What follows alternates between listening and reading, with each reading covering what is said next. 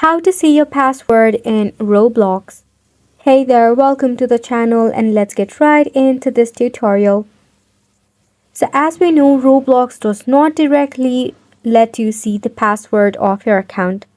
So in that case, what you can do is if you are using the Roblox app, you can tap open your phone settings.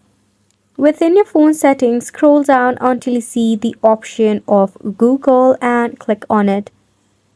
Now right in the Google services, click on all services. From this option, you need to scroll down until you see the option of autofill and password. You need to click on the first option, that is autofill with Google. So right over here, you will see this option, Google Password Manager. Click on it. This will redirect you to such section where you can find various of website and applications. So if you have saved your password of the app or website with the Google Password Manager, you can easily find it right over here. All you need to do is tap on the Roblox and verify that it is you.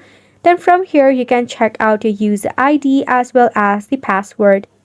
Then you can just copy and paste the credential.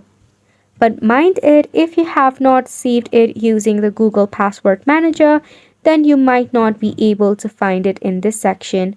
In that case, you can just tap on the forgot password option and recreate a new one. This sums up the tutorial as well. Thank you so much for tuning in.